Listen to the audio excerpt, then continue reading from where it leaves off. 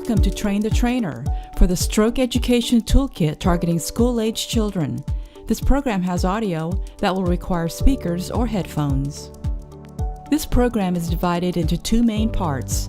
The first part provides a trainer with basic information regarding the nervous system, how to recognize stroke, and what to do if you recognize a stroke. This will serve as a base of knowledge that will allow the trainer to successfully educate their audience regarding these issues. The second part of this program is an explanation of how to utilize the toolkit for the Youth Stroke Education Program. This is a training video for teachers. There's a separate PowerPoint presentation in the toolkit for educating students. Why focus on children? According to the 2012 Current Population Survey, about 4.2 million households had children under age 18 years old, and out of those households, 67% were maintained by grandparents. With a spike in children living with grandparents, education for stroke symptoms is essential. Strokes can occur at any age. In fact, nearly 1/4 of strokes occur in people under the age of 65.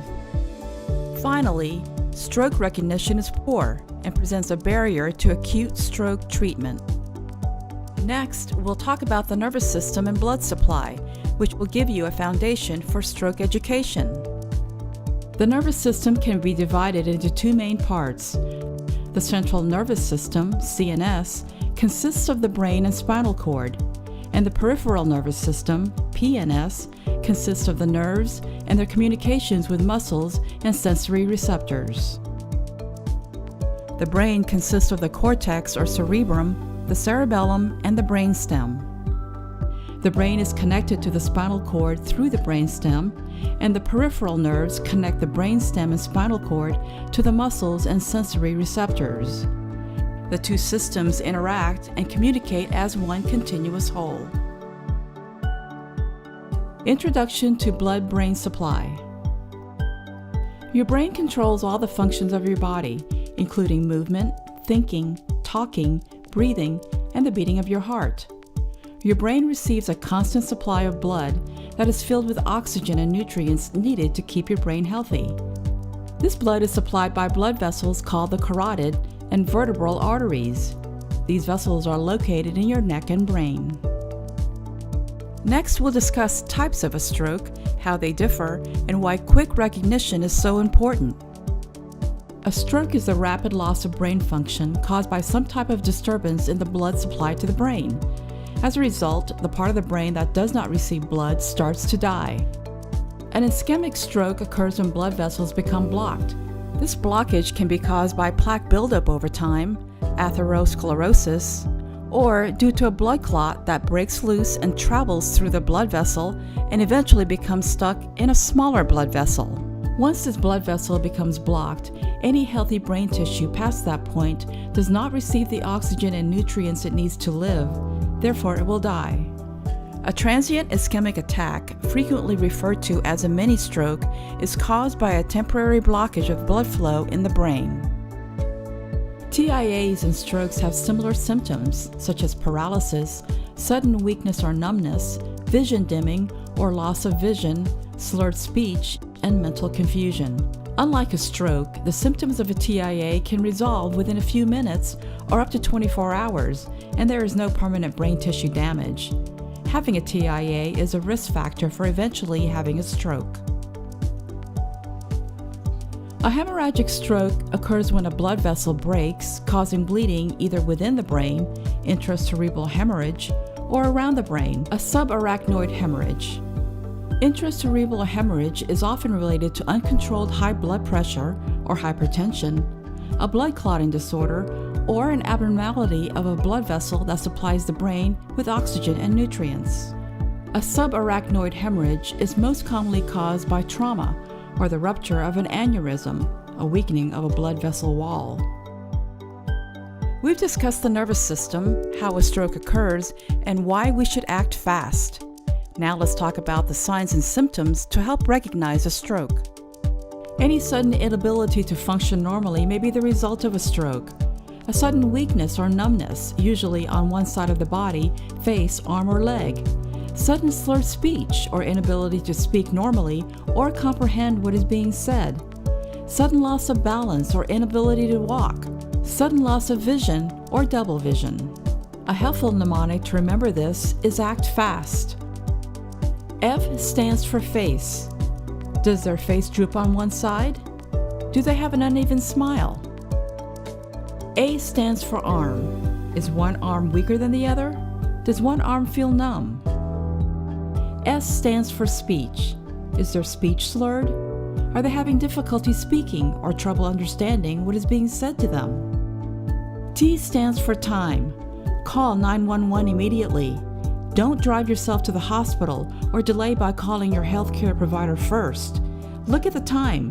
Note when the stroke-like symptoms begin so you can tell the emergency department staff.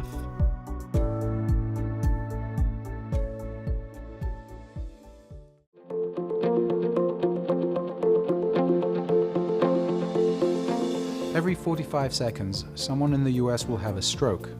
How they or the people around them respond in those first moments may make the difference between a permanent disability and normal function, or even life and death. Hello, my name is Dr. Alex Gransveld, and I am the co-medical director for the Sentara System Stroke Program. This informational video is part of our Save the Brain campaign, because when a person is having a stroke, every moment counts. Time is brain. An ischemic stroke occurs when a blood vessel feeding the brain becomes blocked by a clot or a piece of plaque that has broken off the wall of an artery. Oxygen and glucose, the currencies of energy exchange in the brain, can no longer reach the brain cells, called neurons. It only takes a few minutes before some of the cells supplied by the blood vessel begin to swell, fail, and then die. The longer the blockage remains, the more cells that will die. Given enough time, all the neurons that were fed by the blocked blood vessel will die, and a permanent neurological disability will result. The only hope for a better outcome lies in the possibility of unblocking the blood vessel in those crucial early moments before all the cells have died. Fortunately, therapies now exist that give doctors the tools to help unblock those blood vessels. One is a medicine called TPA, or alteplase, that when injected into the body finds and literally dissolves the clot. The other tool is a device that is attached to a catheter that can be fed up to the blocked blood vessel and used to pull out the clot. The key to the success of both of these therapies is having them applied as soon as possible. Because there is a limited time after which the neurons are irreversibly lost and therefore the therapies will be of no use, it is essential that the stroke chain of survival is implemented effectively. So remember, time is brain because every moment counts.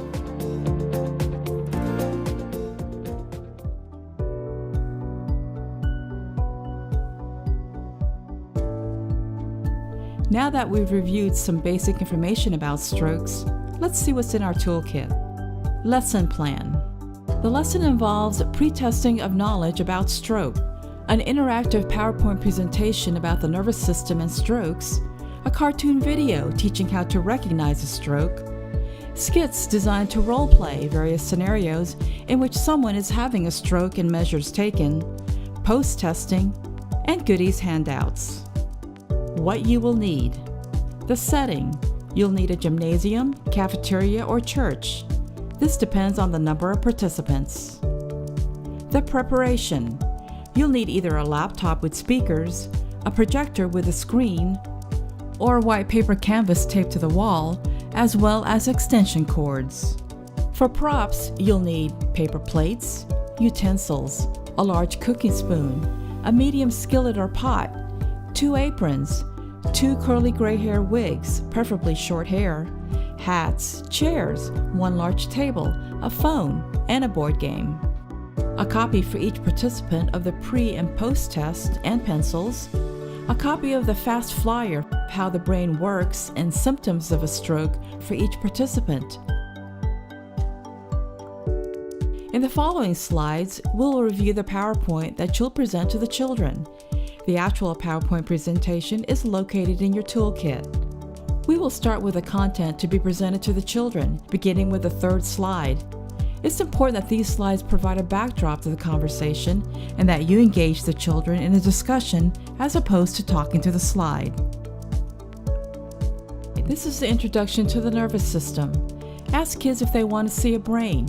Show them the picture of the brain. Point out the different components and what they do. The brainstem is responsible for vital functions such as breathing, heart beating, and swallowing. The cerebellum gives you balance, helps you play the piano, and remembers how to ride a bike.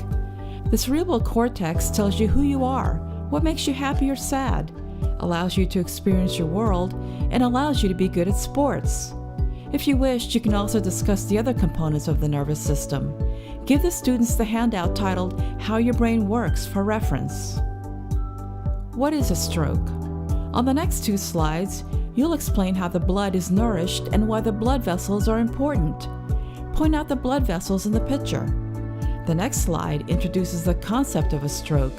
For example, that blockage of a blood vessel stops blood from getting to the brain and causes part of the brain to stop working properly. Here are some narratives you may want to use. What do we need to keep our brain healthy? Blood, oxygen, glucose or sugar. Blood vessels are important. They must be healthy to bring blood to the brain.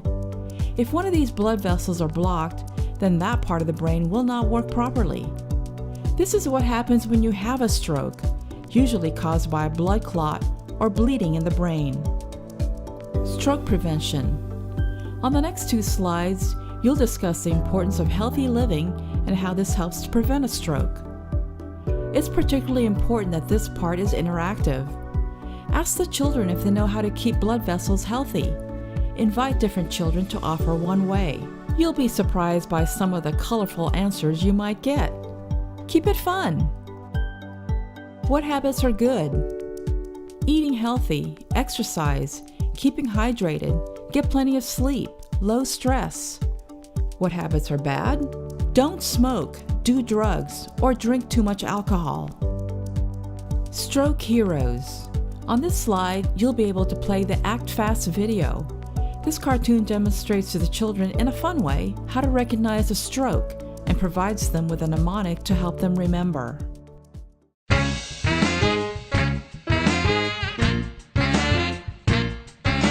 Jenny and her grandma May on an ordinary day.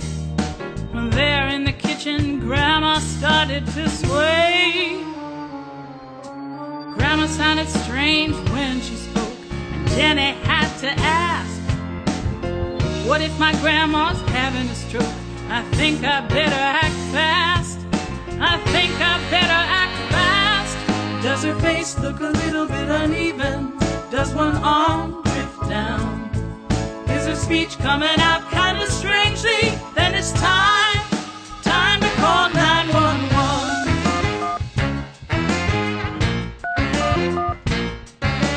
Jack and his favorite friends were having lunch in town. When Hank looked up, half his face drooped down. Hank wasn't making a joke, and so Jack had to ask, what if my buddy's having a stroke? I think I better act fast. I think I better act fast. Does his face look a little bit uneven? Does one arm drift down? Is his speech coming out kind of strangely? Then it's time to call 911.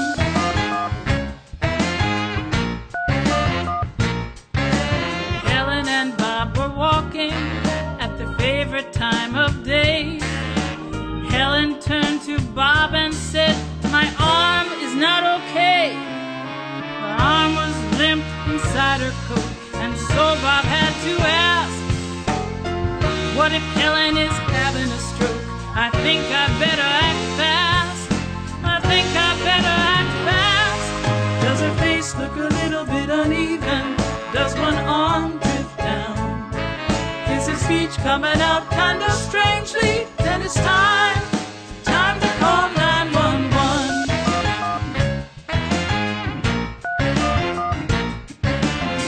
Stroke can happen anywhere, morning, noon, or night. And every minute after that, more brain cells die. Our heroes acted quickly, and so they all have hope.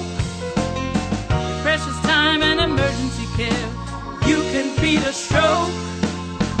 You can beat a stroke. Call fast for any sign of stroke. It's what you gotta do. Call fast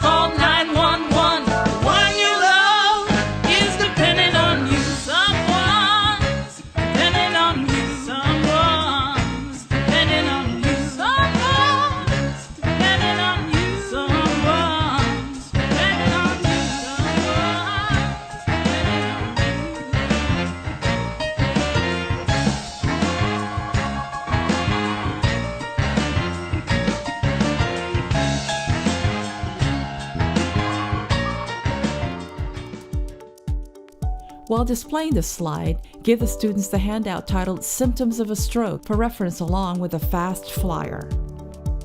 Invite the children to express their thoughts about the video and answer any questions regarding it. Following this, ask for a volunteer to perform the ACT FAST exam on the presenter. Once this has been done, the PowerPoint portion of the lesson is complete and the fun begins with role-playing through skits. At this point, an area should be cleared for the stage and the children seated to view the skit. Media equipment should be moved aside as necessary. This transition process may take a few minutes, and one of the presenters can keep the children occupied with health-related discussions.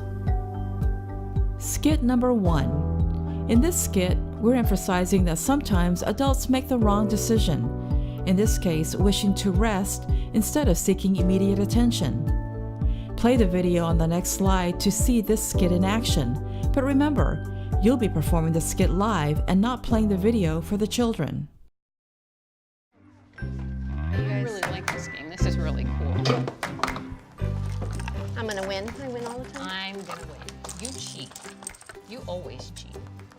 Okay. All right. I am an animal. No. Looks good, Grandma. Grandma, are you okay? Oh, no. What happened? What's wrong? Oh dear. What?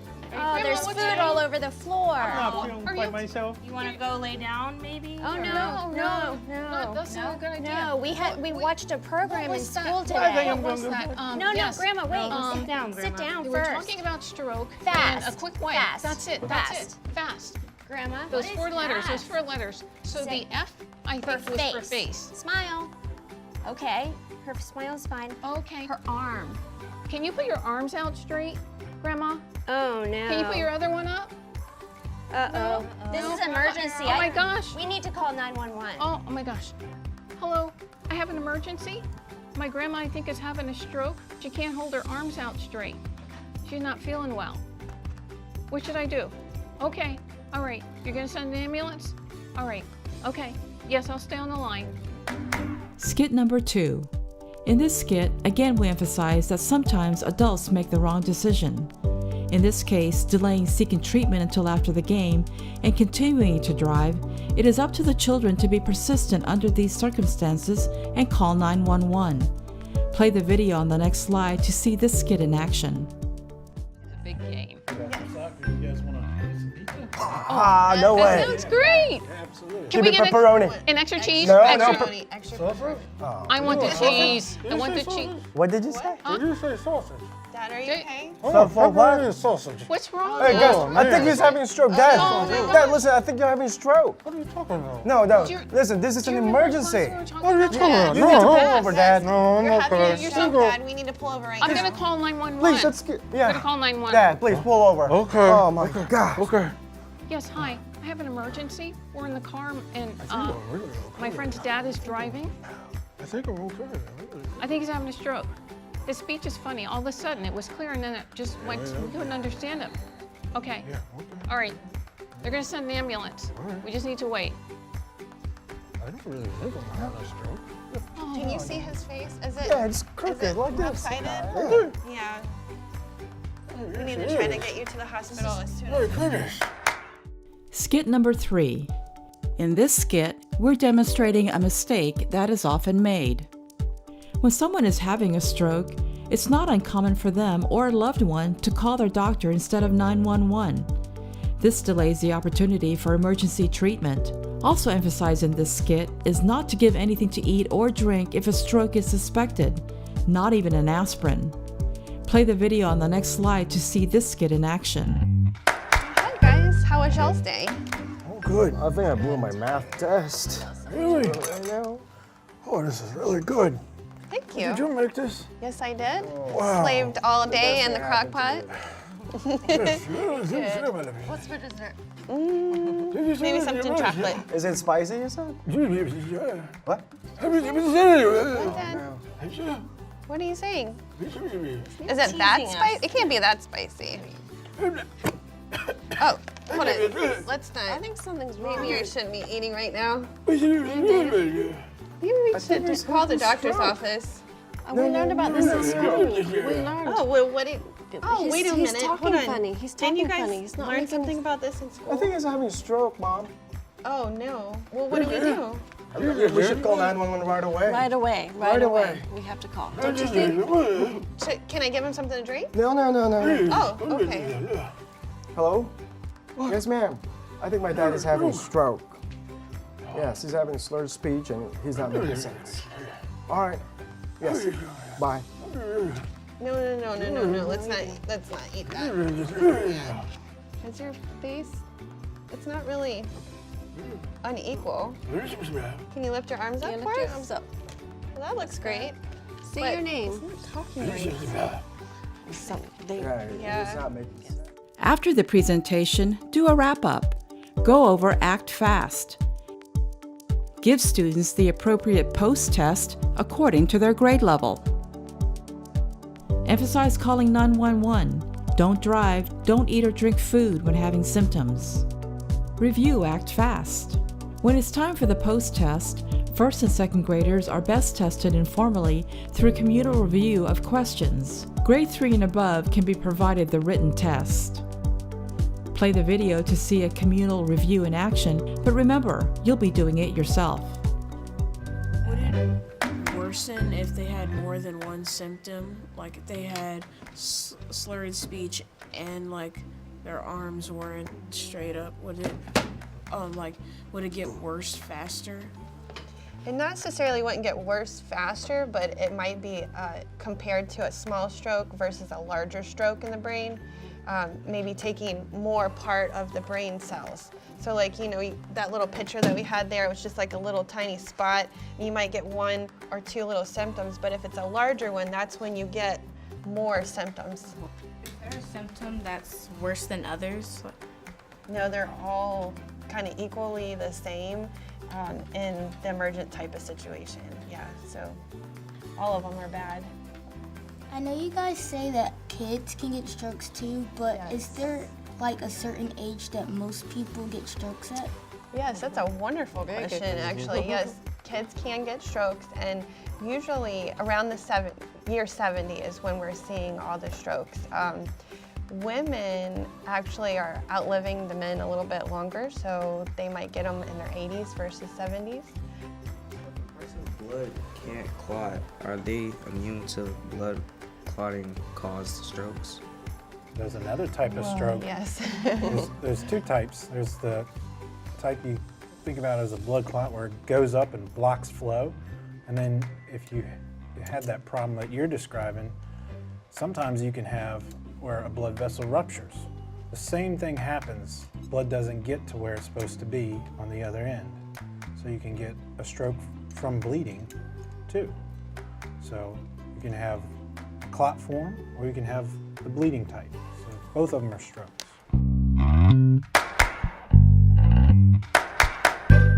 Recommendations. Have fun. Be interactive. Don't be scared to ad lib. Be creative. Utilize volunteers. Thank you for joining the community of educators working to enhance recognition among our youth about how to recognize and respond to stroke attacks. Your efforts will save lives.